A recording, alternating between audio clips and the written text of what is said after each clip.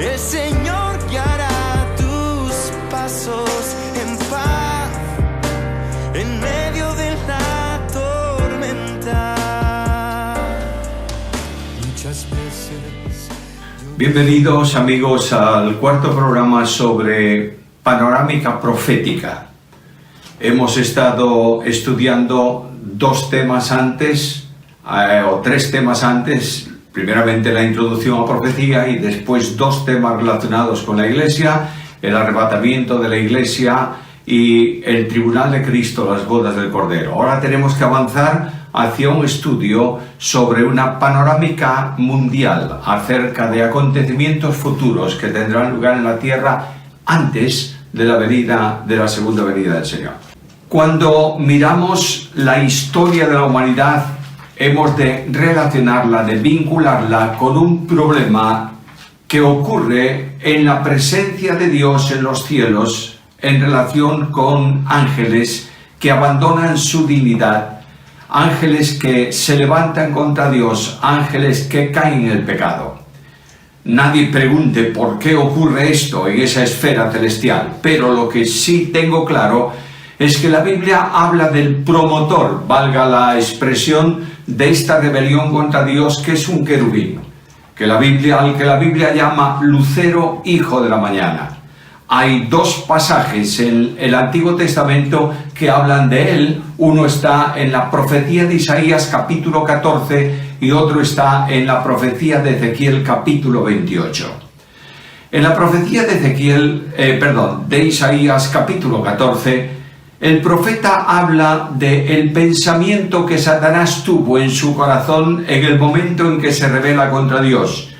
Y una de las cosas que él tenía previsto en su pecado contra el Creador es colocar un trono al lado del trono de Dios y tener un gobierno sobre ángeles y tal vez sobre el universo, al margen, a espaldas, paralelo al de Dios. Dios, que es omnisciente, descubre el pecado en Satanás y lo arroja de su ministerio en su presencia y viene al mundo de los hombres. Dios crea al hombre y cuando Dios crea al hombre lo constituye, permitidme usar esta palabra, como su virrey en una parcela de su creación que es la tierra, y le da un cetro de autoridad, un trono para gobernar esta parte que Dios le confiere a su cuidado y bajo su dirección. Y en ese trono de virreinato del hombre aquí en la tierra, Satanás descubre que es un lugar apropiado para llevar a cabo sus planes.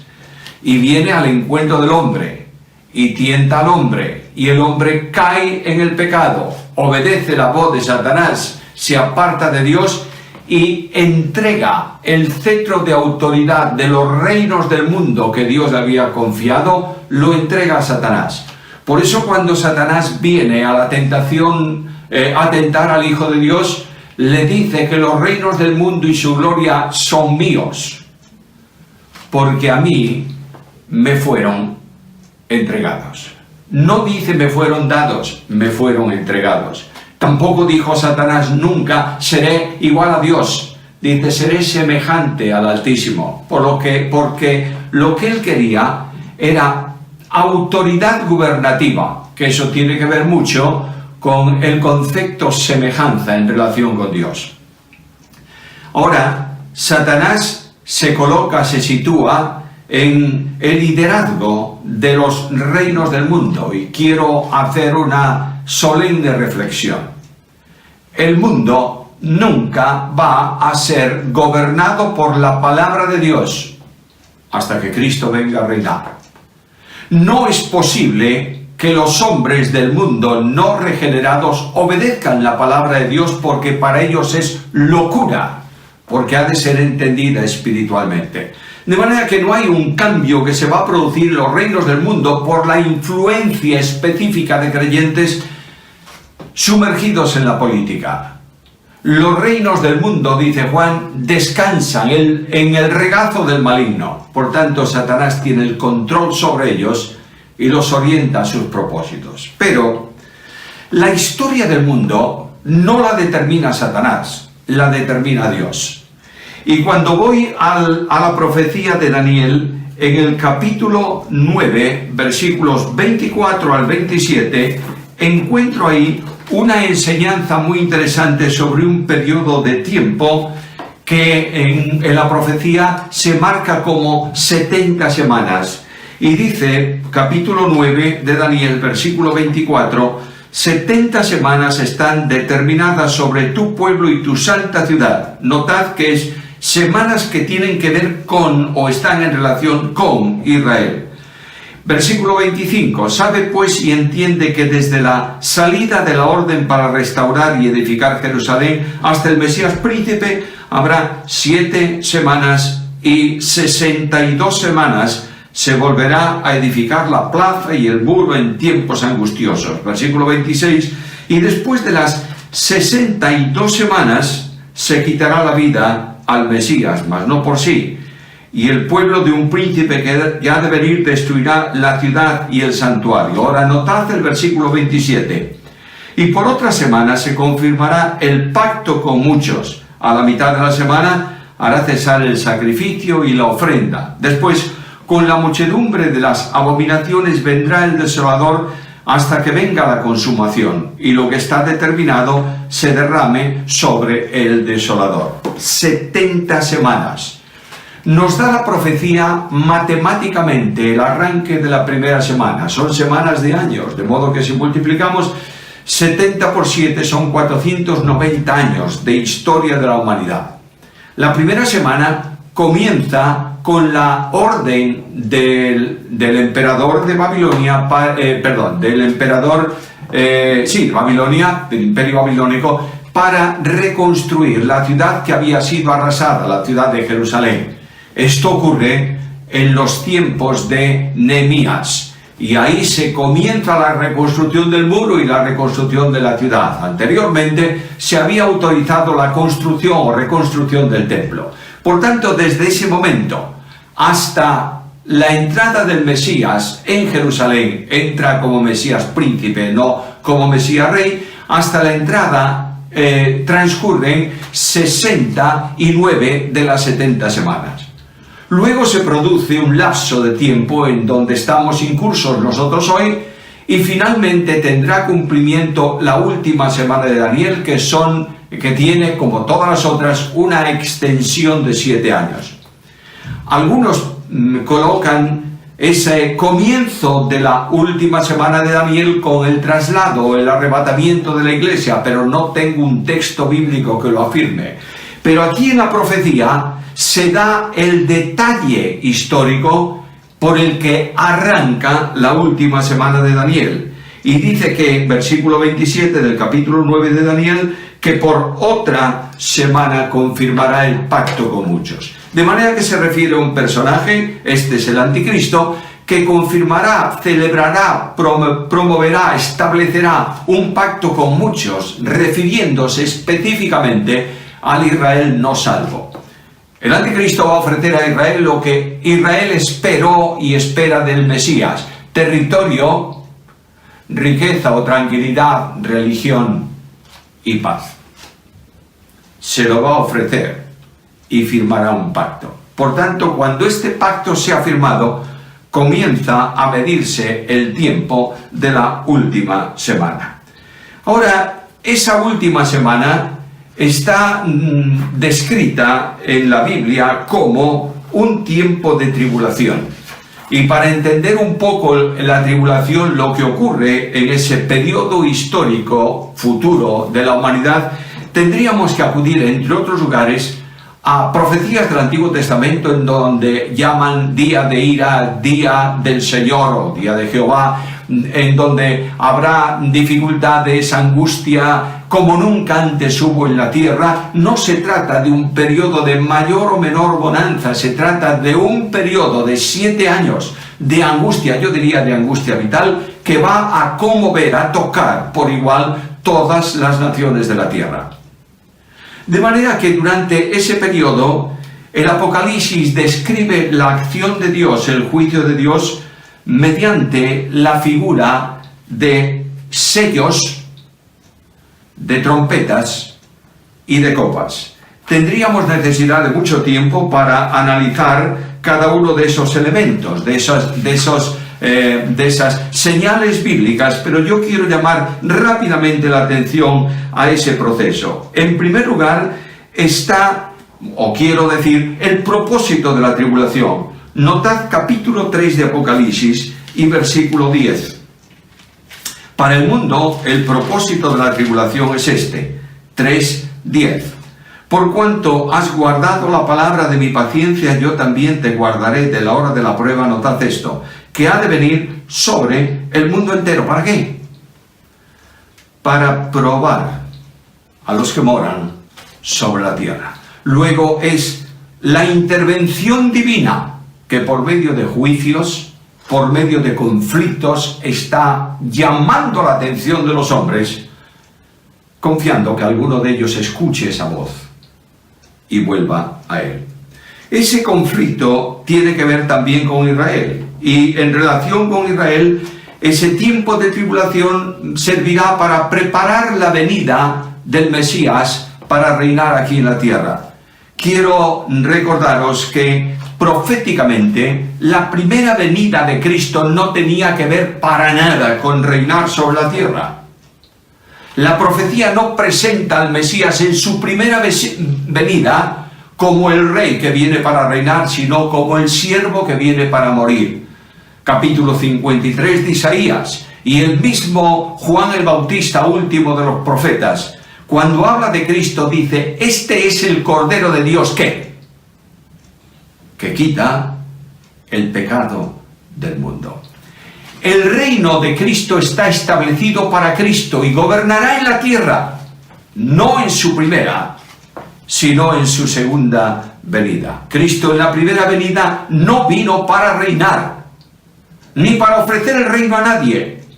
Vino para salvar a los pecadores, no solamente a los gentiles, en los cuales estamos nosotros, sino especialmente también a las ovejas de la casa de Israel. Y el evangelio del reino, el evangelio de salvación, el evangelio de gracia, el único evangelio, se ha predicado primeramente a los judíos y luego a los gentiles. Y Cristo dijo a los discípulos, vamos primeramente a las ovejas de la casa de Israel. Ahora Dios interviene judicialmente sobre el mundo entero, y en primer lugar el Apocalipsis describe esta acción judicial mediante los sellos. Capítulo 6 del libro de Apocalipsis. Vi cuando el Cordero abrió uno de los sellos y oí a uno de los 4 seres vivientes decir con voz de trueno, ven y mira. Y miré, y aquí un caballo blanco, y el que lo montaba tenía un arco, y le fue dada una corona, y salió venciendo para vencer. Yo quiero recordaros que en el texto griego del Nuevo Testamento no dice ven y mira. Da la impresión de que se está refiriendo al profeta, es decir, a Juan, que le dice ven Juan y mira lo que pasa.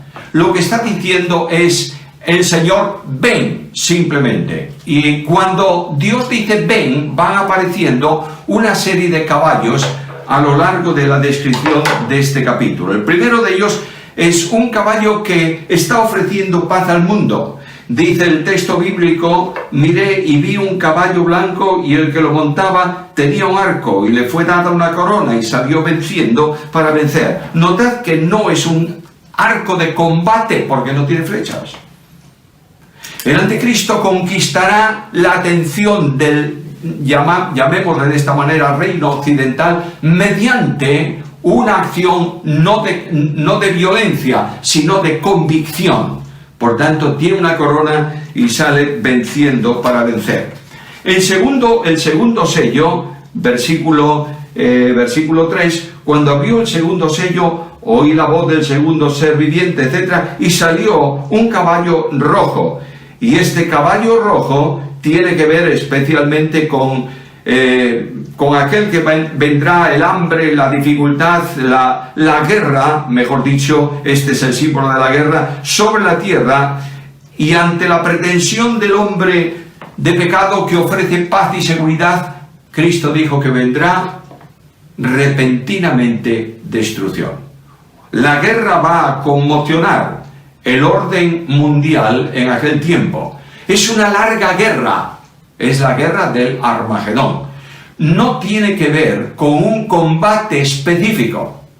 Es una guerra larga que dura y se manifiesta durante mucho tiempo. Luego tenemos aquí el tercer sello, un caballo negro que simboliza el hambre. La guerra trae como consecuencia el hambre, los alimentos escasean, los recursos económicos entran en conflicto. El cuarto sello es un caballo amarillo que simboliza la muerte. Y cuando los hombres entran en este conflicto de hambre y de guerra, la muerte viene. Luego viene el quinto sello. Y permitidme, antes de entrar en este quinto sello, recordaros que la profecía de Apocalipsis habla de un tremendo deceso, muerte de miles y miles de personas. La población del mundo baja enormemente de un lado para otro. Lo veremos también un poco más adelante en el estudio que viene sobre el tiempo del regreso de Cristo.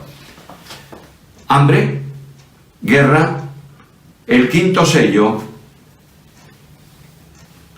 los santos de Dios son perseguidos por su fe. ¿Quiénes son estos santos de Dios? Primeramente, hay un Israel que no cree, aunque se llame israelita, pero hay un Israel que cree. Y este Israel que cree va a ser protegido por Dios durante ese tiempo. ¿Recordáis que el Señor Jesús dice que si ese tiempo no se hubiera cortado, ninguno sería salvo? De manera que estamos hablando de un Israel que se llama israelita porque es descendiente biológico de Abraham y de sus hijos, de las tribus de Israel, y otro que es el Israel de Dios, el auténtico Israel, que es el que ha creído en Cristo, que lo ha aceptado como Salvador personal y es protegido por Dios. A estos persigue Satanás, representado en los gobiernos que veremos en su momento. El sexto sello, capítulo 6 de Apocalipsis, versículos 12 al 17, los problemas entre los hombres, o los problemas que hay entre los hombres, se unen las convulsiones cósmicas. El hombre conoce que los acontecimientos se están produciendo por la intervención de Dios, pero no quiere reconocer a Dios. Y luego se abre el séptimo sello, que los juicios de ese momento, de ese séptimo sello, se van a expresar por medio de las 7 trompetas. A ver si podemos entender bien esto. Un sello, 2, 3, 4, 5, 6, 7. El séptimo sello no se cierra. El cumplimiento de ese séptimo sello se manifiesta por medio de 7 trompetas.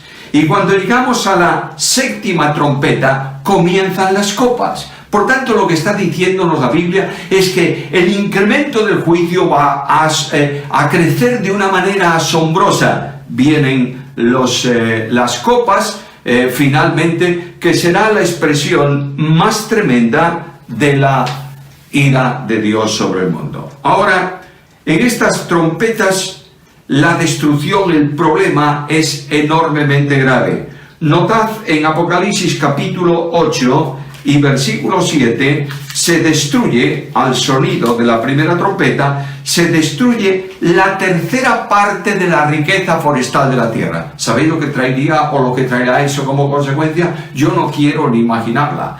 Pero hay una destrucción total de los elementos vitales para el desarrollo de la vida biológica del planeta Tierra. Luego, en la segunda trompeta, es arrojado a la tierra algo parecido como una montaña, y la consecuencia de eso es que la tercera parte de los seres vivos del mar y la tercera parte de las naves queda destruida. Tercera trompeta, Apocalipsis 8, 10 al 11, el juicio de Dios es enviado directamente desde el cielo, y nos dice ahí el texto bíblico que se produce la contaminación de la tercera parte de los ríos de la tierra. Viene la cuarta trompeta, capítulo 8, versículos 12 y 13, donde hay un parecido enorme con la novena plaga de Egipto, y se pronuncia un ay. El ay solemne de advertencia, de lamento, un lamento yo diría cósmico, que Dios deja oír sobre la tierra y sobre los hombres. Viene la quinta trompeta, la sexta trompeta, en donde se produce también el segundo ay, y dice el texto bíblico que Dios libera 4 ángeles que están atados. Ángeles que están atados, nos dice, en el río o junto, en el entorno del río Éufrates, y están atados ahí, sujetos ahí, porque Satanás y sus descendientes espirituales son perversos, y Satanás es mentiroso y homicida, y estos ángeles, la disposición de ellos es a matar. Han estado retenidos, han estado sujetos, y ahora van a ser soltados en ese tiempo. Y llega la séptima trompeta, capítulo 11 de Apocalipsis, que anuncia el regreso de Cristo a la tierra. Ahora, permitidme llamar vuestra atención a Apocalipsis capítulo 11 y versículo 18. Y se airaron las naciones, y tu ira ha venido, y el tiempo de juzgar a los muertos, y de dar galardón a tus siervos los profetas, a los santos, a los que temen tu nombre, y a los pequeños y a los grandes, y de destruir a los que destruyen la tierra. Hay una advertencia de acción final, en donde toda oposición a Dios va a ser destruida, y destruidas también los ejércitos literales de las naciones que se van a levantar para luchar contra el Señor y contra su ungido. Tocó la séptima trompeta. El toque de la séptima trompeta tendrá lugar a los 3 años y medio.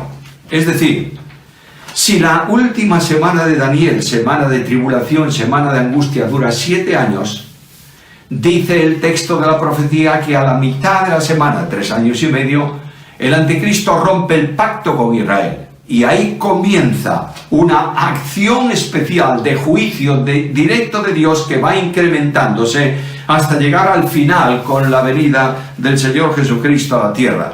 De modo que en la séptima trompeta, o a la séptima trompeta, la definición de lo que va a ocurrir se presenta por medio de 7 copas.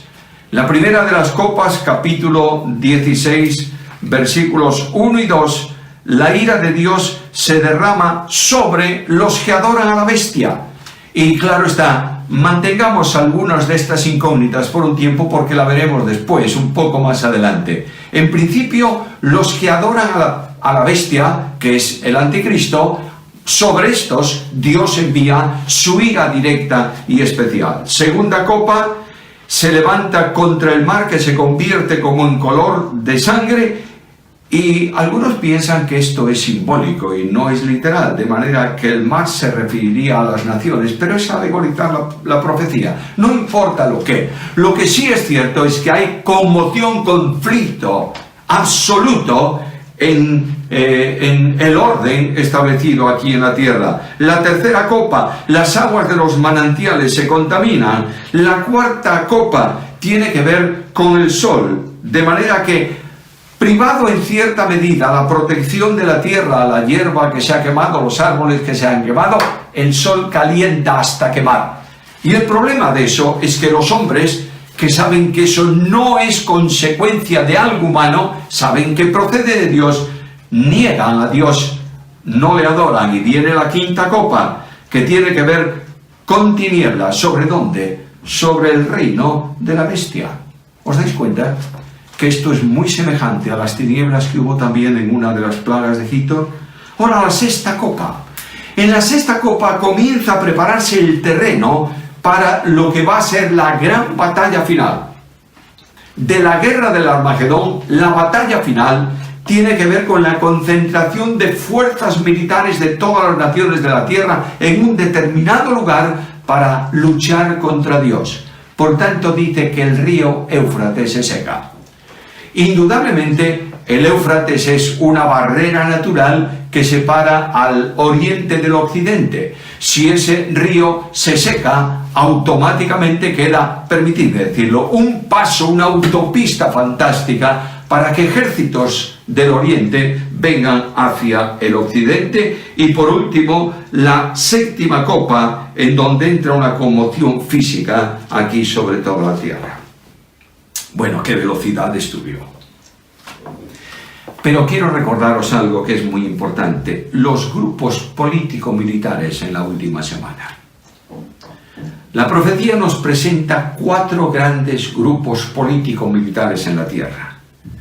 En primer lugar, aparece el llamado Reino del Norte. Y este Reino del Norte se le menciona en la profecía varias veces, en Isaías, en Daniel, y hay un pasaje muy importante en Ezequiel 38 que dice que el Reino del Norte se une con otros aliados suyos para invadir a Israel.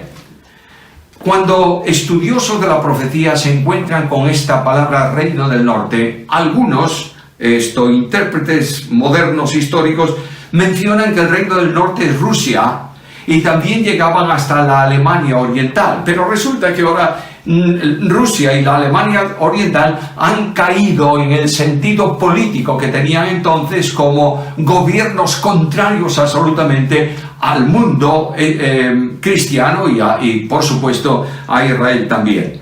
El Reino del Norte es una profecía que tiene que ver no con lo que hay más allá de los Urales, más allá de las fronteras con Rusia, sino de las naciones que históricamente han sido enemigas de Israel. El Reino del Norte dice que está formado por estos pueblos con muchos aliados con él. Por tanto, son las naciones que históricamente están en lucha con Israel, han sido enemigos suyos. Cuando se habla de los pueblos que están con el Reino del Norte, Cush se identifica en la profecía como Isaías. Fut es difícil de ubicar en el mundo de hoy, pero tiene que ser algo en el entorno de los pueblos de lo que se llama la media luna encima de Israel. Gomer, que se menciona en Ezequiel 38, es el nombre del hijo mayor de Jafé y padre de Togarma. La idea de que Tubal y Mesec pueden ser Tobolski, capital de la Rusia, de la estepa Rusia, de la Rusia del Asia, y luego Moscú también, no tiene base ninguna ni fundamento bíblico alguno. Es el territorio que está al norte de Israel. Luego tenemos un primer grupo político-militar, Reino del Norte.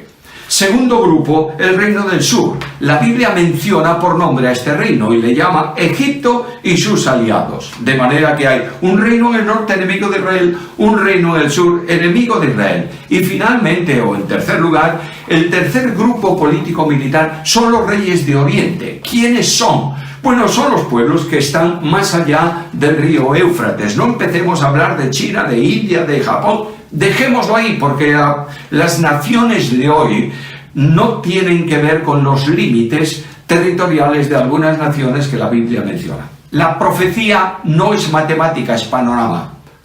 De manera que nos dice, hay 3 grandes grupos político-militares y ahora el último, liderado, capitaneado, gobernado por el anticristo, que es la reconstrucción del Imperio Romano. Dejadme mencionaros algo que es muy interesante.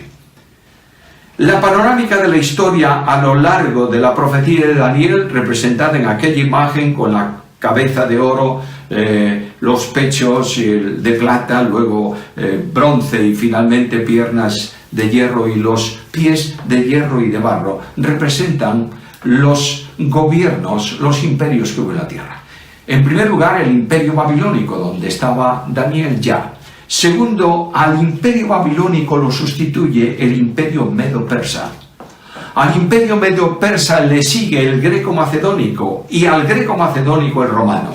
Notad algo, todos los imperios anteriores, babilónico, medo-persa, greco-macedónico, desaparecen. No están, acabaron. El imperio romano no ha desaparecido. Simplemente se ha dividido, primeramente en el imperio de Oriente, luego en el imperio de Occidente, y el imperio de Occidente dio lugar a las naciones del mundo occidental. Yo sé que alguno me estará diciendo, ¿y qué pasa con los de América? Bueno, los de América no son más que gente del Imperio Romano trasladada al otro lado del charco. Los norteamericanos son ingleses o franceses. Los de Centro y Sudamérica son procedentes de España, Brasil procedente de Portugal, luego Australia, Nueva Zelanda son ingleses también trasladados a esa situación. Por tanto, estamos hablando de naciones, de gentes originantes del Imperio Romano. Ese Imperio Romano va a ser reconstruido.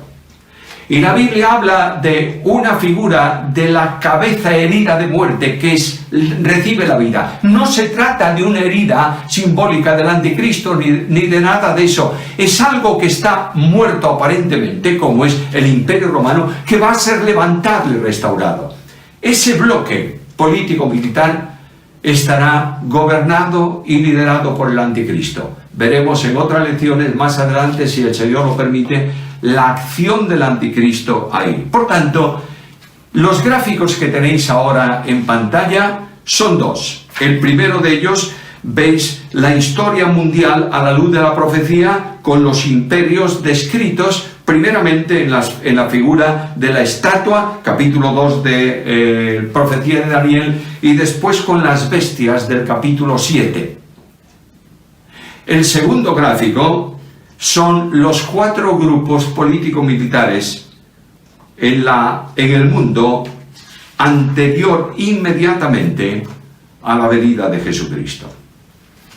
Ahora, todo esto que hemos dado a tanta velocidad, no puedo terminar sin hacer una aplicación personal. Dios es el soberano de la historia. La historia es simplemente profecía cumplida. Y la profecía es historia por cumplir. Por tanto, la soberanía de Dios determina, evidencia y ejecuta el cumplimiento de la historia. Ahora mirad, frente a un mundo convulso como el nuestro, levanto mis ojos y veo al Señor Jesús, Rey de Reyes, Señor de señores, y puedo descansar. Él va a reinar, primeramente durante un tiempo en la tierra, y después eternamente en cielos nuevos y tierra nueva. Y nosotros no estaremos, ya estamos con Él. Que Dios nos bendiga para vivir conforme a esta situación espiritual, para gloria de su nombre. Paz en la tormenta, fe y esperanza cuando no puedas seguir, y aun con tu mundo hecho pedazos, el Señor guiará tus pasos en paz, en